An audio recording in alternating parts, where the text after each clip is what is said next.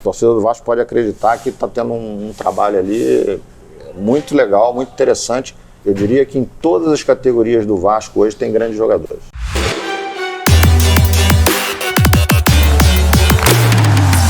Obrigado, Carlos, pelo Obrigado a você, aí, Ricardo. participar do meu canal, Ricardo Rocha 3, tá? Obrigado Legal. mesmo. Parabéns pelo canal e obrigado pelo convite. Não, e obrigado você, porque é uma coisa, Carlos, que eu venho batalhando há muitos anos. Quem tem me acompanhado é a base do futebol brasileiro. Eu tenho acompanhado. E você é o primeiro cara que eu convidei, porque pela história que você tem, né? Legal. E iniciando já, me conta um pouco da tua história, né? Na realidade, assim, eu joguei futebol de salão, tentei ser jogador, né? Mas não tive sucesso. Joguei no Brotinho do Olaria, era Brotinho. Então. Ok, tem história. O Olaria ali saiu Romário, né? Mas saía muita Gonçalves, gente, gente boa. Né? Enquanto não tinha a lei, né, a lei Pelé. O Alexandre Torres não é do outro lado, né? Do outro lado, né? Eu vou perguntar a ele. Pergunta a ele. Aí, pô, eu tive uma fatalidade, porque meu pai faleceu jogando futebol. E aquilo ali, eu tinha 13, 14 anos, eu falei, bom, não quero mais saber de futebol. Eu morava em Olaria e a minha mãe, não, vai lá pra Botafogo. Que ano foi isso? Isso foi em 77. Tem bastante tempo. E aí, tô velho, né, cara? Tô velhinho já. Aí tá vai morar com a tua avó em Botafogo. Fui morar com a minha avó na rua Assunção.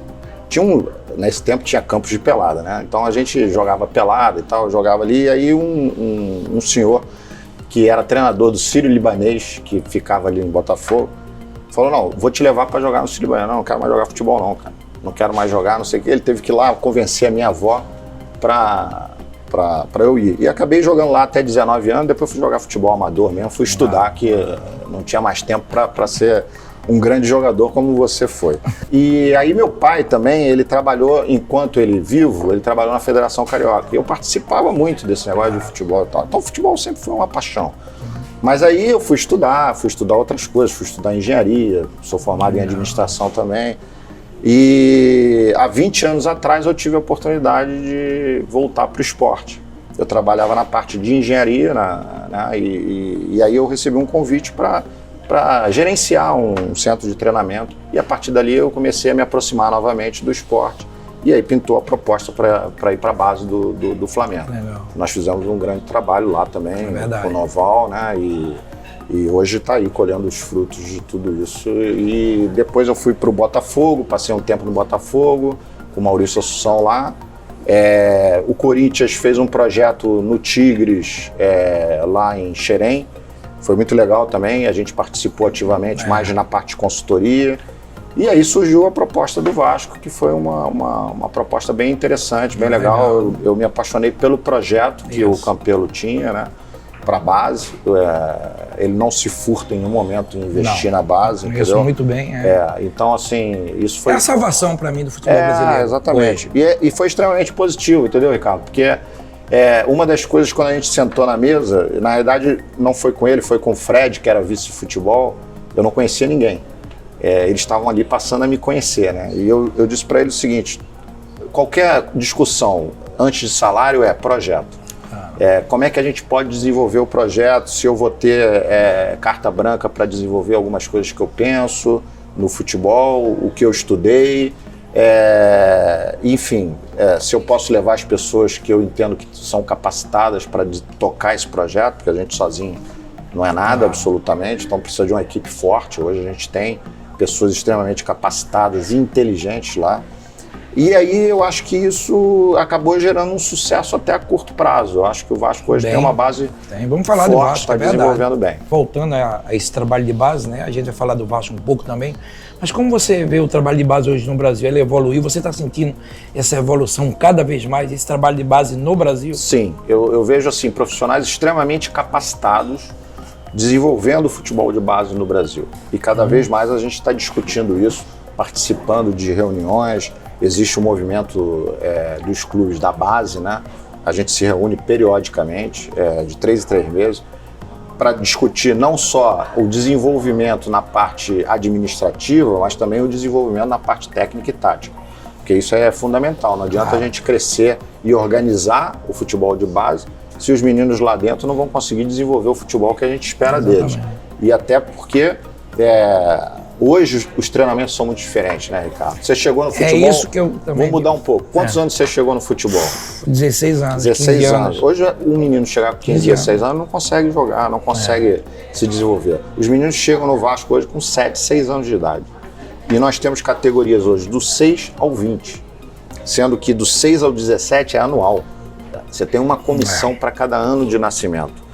Isso fez o futebol da base se desenvolver melhor? Fez. Mas é um custo muito grande, nem todos os clubes conseguem comportar isso, entendeu? Então, é um investimento muito alto. Mas comporta muito com a venda desses jogadores. Sim, sim. Porque se você faz um trabalho organizado, você vende bem. O futebol brasileiro é um celeiro de craques, não para o Brasil, para o mundo. O objetivo do Vasco, hoje, por exemplo, é formar para dar retorno técnico e ou financeiro para o clube, entendeu? E hoje eu digo financeiro, cara, na verdade é essa.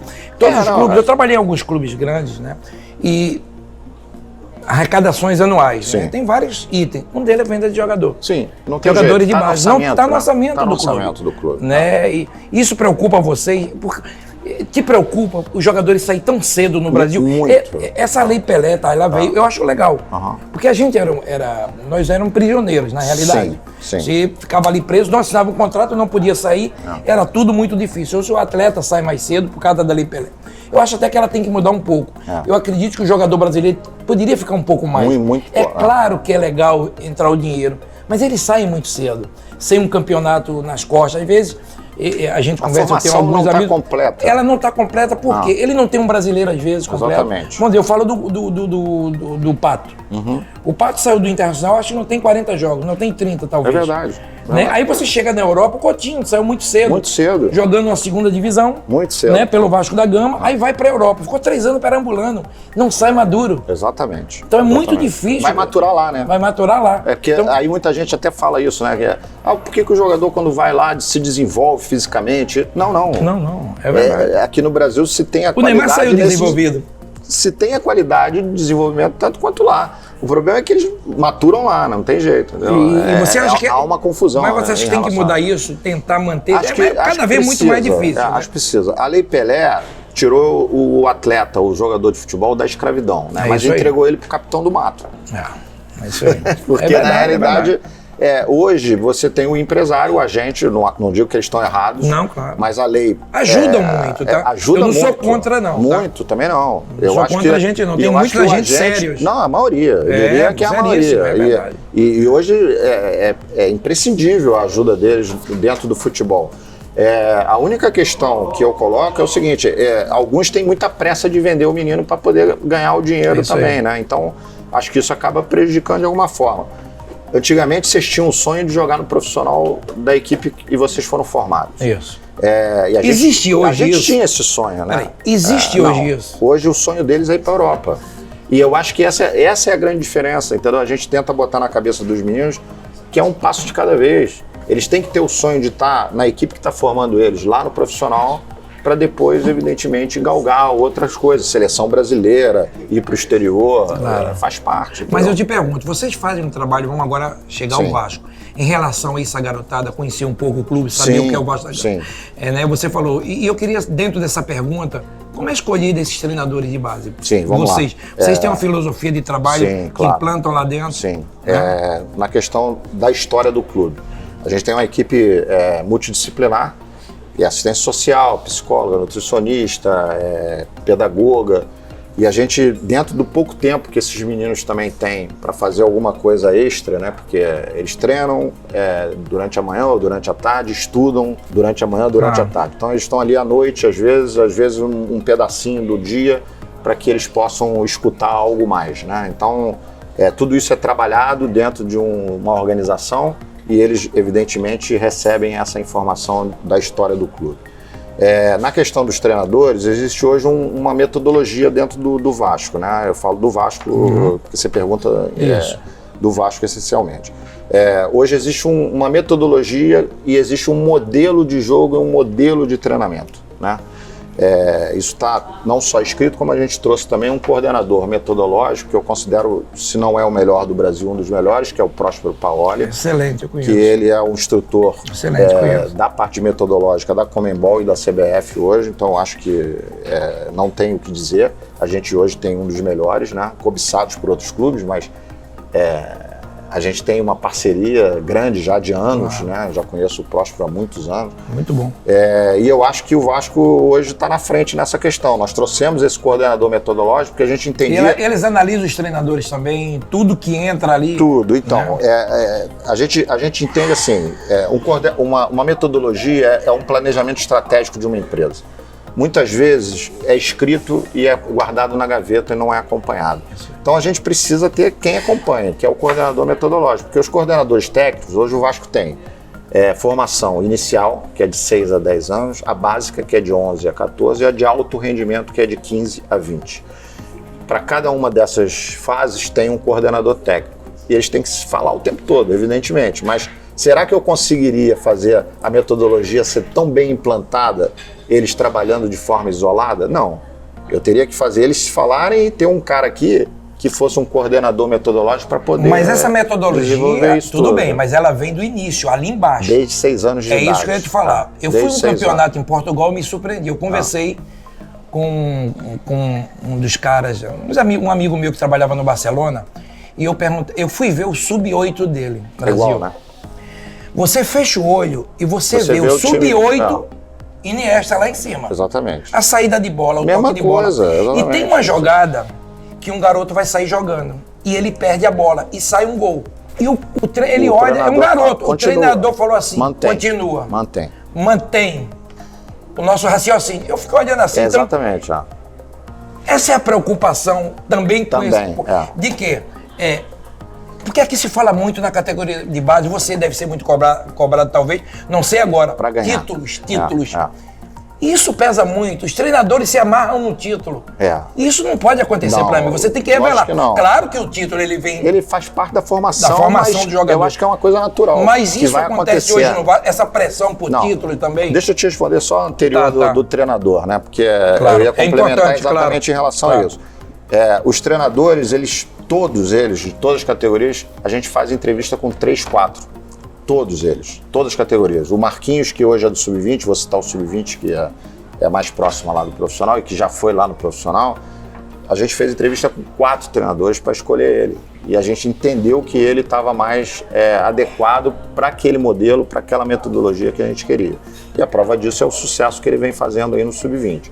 Então, respondi a questão do treinador. Se a gente tem a preocupação do título, né? Porque essa cobrança, ela existe. Ela existe. Não, na realidade, assim, vamos lá. Nosso modelo de jogo também é um modelo de posse de bola, de linhas próximas, né? Trabalho de triangulação, evidentemente. Saída de bola. O goleiro hoje a gente preconiza que tem que ter uma boa saída com o pé também. Então, tudo isso... Evidentemente, em alguns momentos você vai enfrentar adversários que marcam em bloco alto e vai criar uma dificuldade para isso, né? E aí você vai perder bola, vai sair jogando e tal e vai tomar gol por conta disso. Aconteceu. Aí há uma discussão, vamos lá, entra todo mundo numa sala, vamos fazer um brainstorming aqui.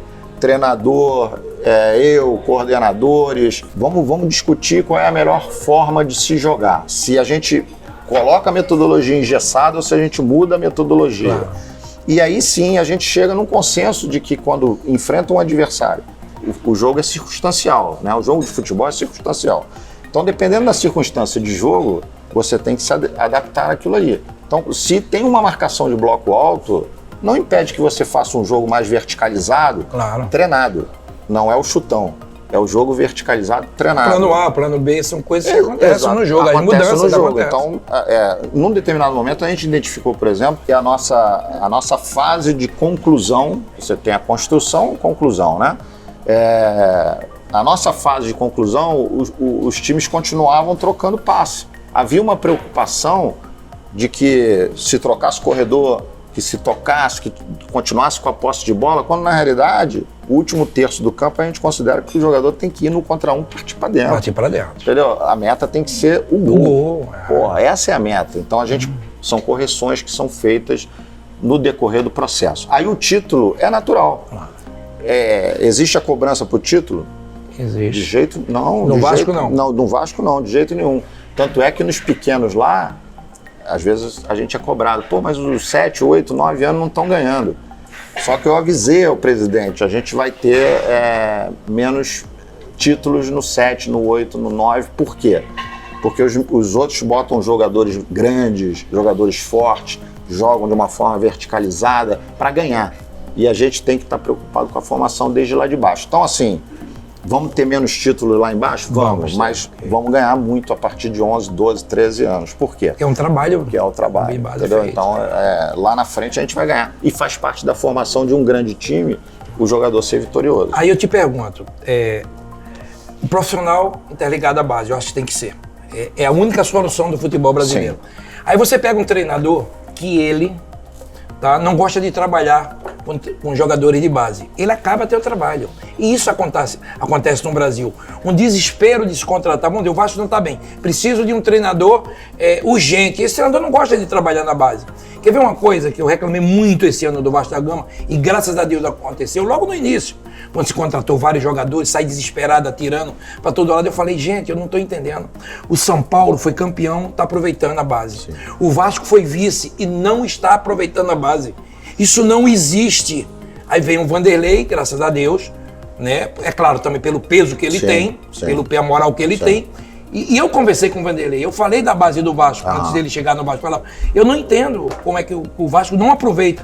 E o Vasco começa a aproveitar esse trabalho de base com ele. Exatamente. Né? Então eu acho que também isso tem que ter muito o presidente com vocês, junto com todos. O treinador, para não sair no desespero. Isso. Porque tem treinador que não gosta de trabalhar com base. Sim. E tapa esses garotos. E isso prejudica o trabalho de vocês. Eu acho que é o grande problema do Brasil. Você falou, lá no teu início, você falou assim, você acha que é prejudicial ao Brasil perder os meninos muito novo e tal? Lógico que é, porque a gente acha que tem que maturar aqui, tem que formar aqui, eles vão mais maduros lá para a Europa. Hoje existe uma necessidade dos clubes muito grande de venda, né, por conta dos problemas financeiros, orçamentários que os clubes têm, mas a gente tem que pensar nessa questão. Quanto mais você vai formando ao longo do tempo, você vai vendendo mais tarde também, porque os jogadores vão ser lançados na equipe principal também um pouco mais tarde, que é o normal, né? Você vai formando e, evidentemente, de vez em quando vai surgir lá um Neymar, que com 17 anos vai despontar, um Pelé e tal, mas isso é mais raro. A gente tem que trabalhar com o que é o normal. Então, o normal é o jogador. Não por acaso, a formação é até 20 anos. Então, a gente tem que formar o jogador para botar ele no profissional e vender. Agora, eu acho que o maior problema do futebol brasileiro é a transição da base para o profissional. Ela é mal feita. Ela é mal feita por muitos clubes e eu acho que é um problema geral do Brasil. No Brasil.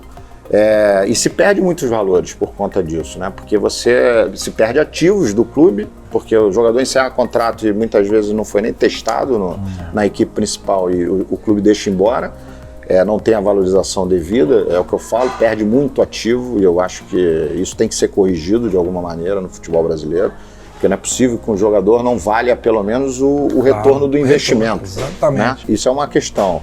E a questão da transição em si, em que momento colocar esse menino para jogar, como colocar esse menino para jogar, eu acho que isso depende muito mais da presidência e do próprio treinador da equipe principal. Mas eu vou te falar uma coisa, tá? Eu converso com vários jogadores, amigos, eu pergunto, você foi da base como eu, e eu fui lançado no sufoco. Sim, mas é o que acontece normalmente, né? O cara vai dizer, não, eu vou trabalhar a base, O Grêmio faz isso bem. Por isso que eu digo que é um problema do Brasil. O Grêmio faz isso bem. Tá fazendo bem. Tá fazendo bem ao longo dos anos. Então é o desespero de colocar. Exatamente. E voltando um pouco da base, né? Agora vamos falar só um pouquinho do empresário brasileiro e do novo empresário, pai de jogador. Quem dá mais trabalho? O empresário ou o pai de jogador? Então, que é um novo empresário, né? Então, a gente falou sobre o agente. Eu não sou contra, não, desde que tenha uma consciência, né? A gente falou sobre o agente. O agente agora é o empresário. Né? Agora é o empresário. O pai é isso hoje. Né? Os agentes hoje, de um modo geral, eles estão muito bem preparados para o futebol, né? De um modo geral. A gente, logicamente, toda profissão tem as exceções, né? Mas, de um modo geral, eles são muito bem preparados. E eles entendem o processo da formação. Eles entendem a importância do menino estar no clube com 7 anos e se formar no clube até o limite, até eu sempre falo para os pais assim, cara, você está num time grande, não pode tirar o menino daqui espontaneamente, porque isso não vai funcionar bem na cabeça do menino. Em algum momento isso vai ser prejudicial para ele. Clube grande é que tem que te mandar embora. Não tem jeito, porque quando eu te mando embora, eu mando o menino embora, ele desliga a chave, ele fala, bom, agora eu tenho que correr atrás de outro clube. E às vezes ele aparece em outro clube melhor do que estava ali naquele clube anterior. Mas enquanto eu não mando embora, não dá para tirar. E eu acho que hoje tem uma questão, Ricardo, que eu gostaria até de... Agradeço até a oportunidade de falar. Pode falar. Eu acho que tem um problema que é do Brasil de um modo geral, a criação dos filhos de um modo geral. A violência aumentou muito, né? E a gente tem uma tendência a super proteger um pouco mais os nossos filhos. É natural, é normal. Só que isso há uma confusão. E a gente conversa com psiquiatras, aí não sou eu que digo, porque eu não tenho nem expertise disso. Hoje existe uma questão da frustração. A gente se frustra, a vida faz parte da frustração. O tempo todo a gente se frustra. E a gente fala o seguinte, conforme você sabe lidar com a frustração na tua vida, no decorrer da tua vida, você vai ter autoestima elevada.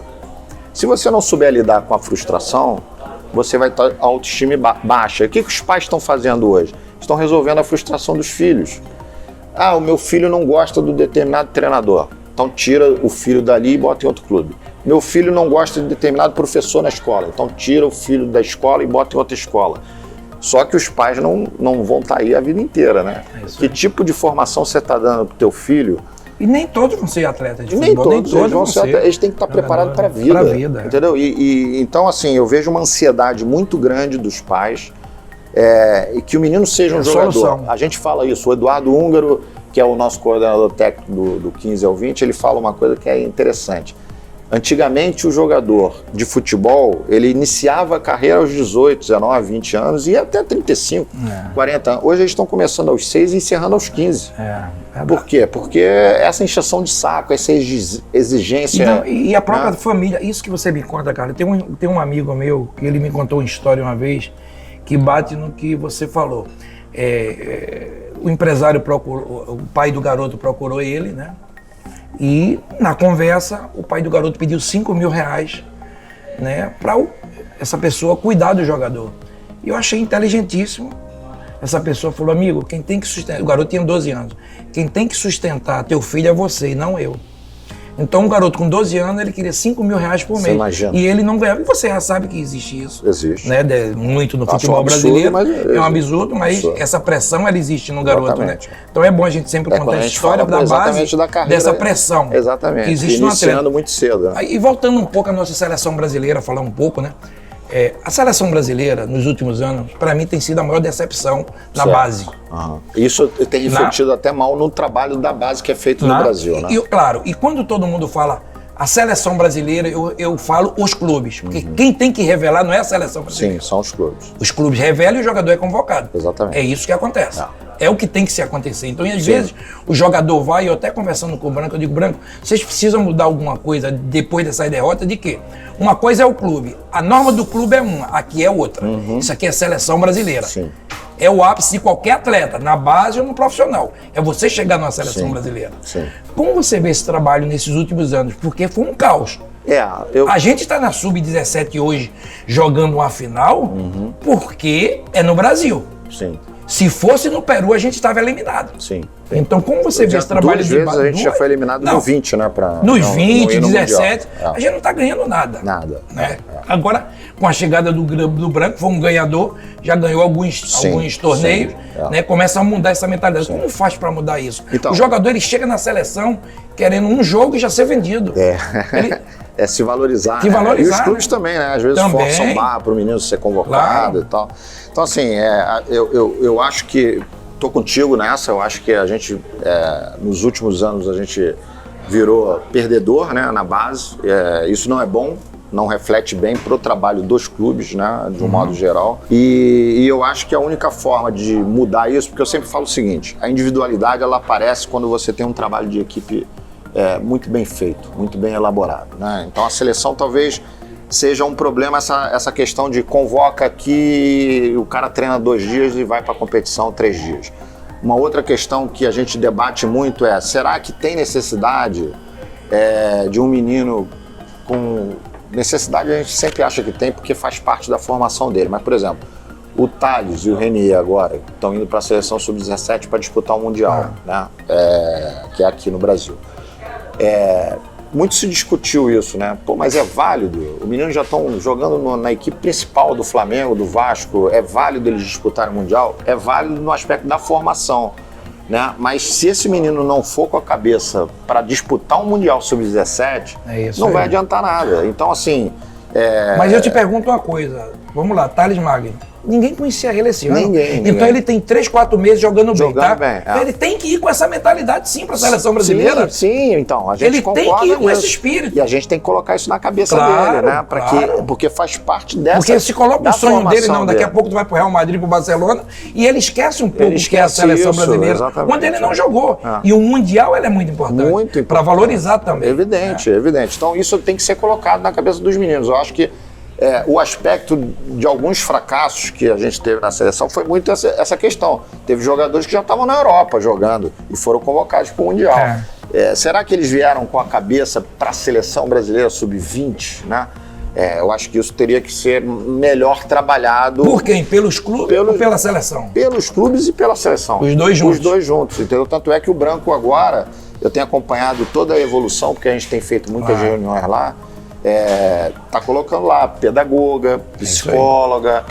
Isso tem que mudar lá dentro também, essa mentalidade dos meninos. Eles saberem a importância do que é uma seleção brasileira, do que é jogar numa seleção brasileira dentro da idade, da categoria deles. Então, assim, costumo dizer, o futebol inicia no individual. Você é captado por um clube no individual. Você, quando foi lá pro Vasco, Fluminense, foi captado por alguém. E você sai no individual. Você vai lá batendo na equipe principal na individualidade, não no conjunto. O conjunto é outro, né? Verdade. A ópera toca diferente. E você tem que... mais um cara que chega lá para tocar a música. Beleza. Como é que a gente faz isso? Primeiro, a individualidade tem que aparecer no trabalho de equipe, que eu acho que ela aparece no trabalho de equipe, não tem como ser diferente. Mas e aí? A gente tem que trabalhar a individualidade também. Então, por exemplo, o Vasco faz um trabalho técnico individualizado com os jogadores por posição. Isso é muito importante para eles entenderem a função da posição que eles ocupam. Não só isso, eles têm que buscar, de uma forma ou outra, a individualidade, mas sempre pensando na equipe, no grupo. Porque é isso que faz o futebol florescer. Aí os meninos são convocados, treinam 2 dias lá. Será que esse trabalho, esse conjunto, esse trabalho de equipe, ele é suficiente com um treinamento de 2 dias? Então, como é que isso vai facilitar? Eu acho que foi uma iniciativa do Branco, foi uma bola dentro dele. O nosso coordenador metodológico é um dos consultores hoje da CBF para fazer o quê? A metodologia da seleção brasileira. Não quer dizer com isso que os clubes vão ser obrigados a acompanhar, mas é um ponto inicial. Olha, se você estiver muito próximo disso, certamente o teu jogador vai ser convocado com mais facilidade, né? Porque está dentro da metodologia que a CBF está implantando. Então, acho que isso faz parte desse crescimento. Eu acho que a gente pode esperar coisas melhores. Legal, Carlos, obrigado aí pela entrevista, né? Eu acho que é muito bom falar da base. Muito. Eu, dentro do meu... Se deixar, eu fico Não, mas dentro do meu programa eu quero isso. Eu quero sempre, todo mês, trazer alguém da base. Né? Obrigado pelo carinho. Bacana. E agora para a torcida vascaína. Fora o Thales Magno. Tá vindo alguém aí? Tem muitos. Tem muitos. A base é boa do Vasco? A torcida do Vasco pode acreditar que está tendo um trabalho ali muito legal, muito interessante. Nós temos meninos de 7 anos, falei agora há pouco, eu não me lembro com 7 anos se eu andava direito, cara, com toda sinceridade. Surpreende o que os meninos fazem com 7 anos hoje, é impressionante. Se você vê um jogo do Sub-7, você vai ficar impressionado. E do Sub-8, do Sub-9, do Sub-10, eu diria que em todas as categorias do Vasco hoje tem grandes jogadores. Tá então, bom. Acho que vai ser bem legal. Obrigado, Carlos. Obrigado a você, cara. Pelo carinho, tá? Bom. Um abração. Valeu. Tudo de bom. Valeu, gente. Um abraço.